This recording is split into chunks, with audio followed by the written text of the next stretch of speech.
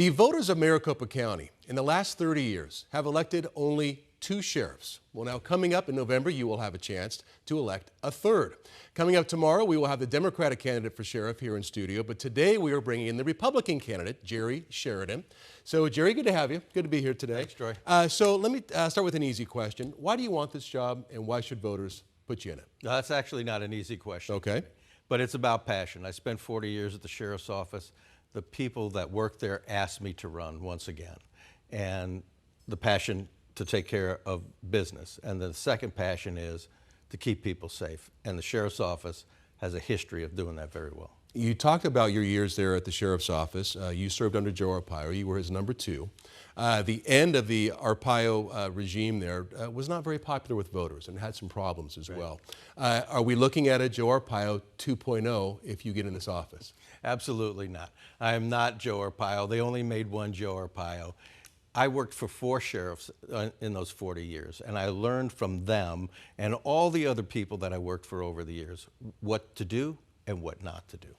So what did you learn what not to do from Joe Arpaio? Would you learn what to do, if I can ask you specifically? Yeah, what to do is make sure you take care of your people. That's the number one thing. That's lacking in law enforcement. And what not to do is become addicted to media attention. And I think that caused him the election in the long run. The sheriff's office is under a federal monitor right now. There are some 150 employees who do nothing but deal with that. Right. How are you going to deal with the federal monitor basically looking over your shoulder if you get this office? Well, don't forget, I dealt with that federal monitor for the last 3 years I was there, the chief deputy. I understand how they work and what's going on. And the paragraphs are very difficult to be able to comply to, and we're going to continue to work that. I set the foundation for the Penzone administration to be successful, and I will continue with that as long as it takes.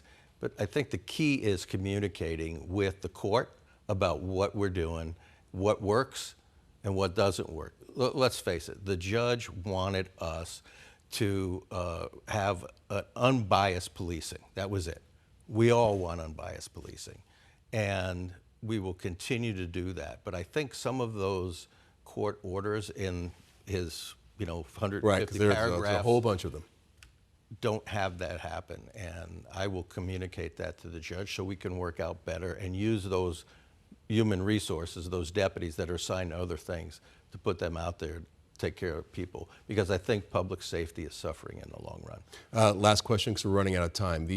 What's different about a sheriff versus a police chief is you also run the jails. You would run the jails. Well, the jails have some issues. There's a big difference. The sheriff's elected by the people. Okay. The sheriff only reports to the people. 75% of the sheriff's office is that jail function. And one of the things that I'm very happy now sitting here in front of you is that the sheriff put me in charge of those jails.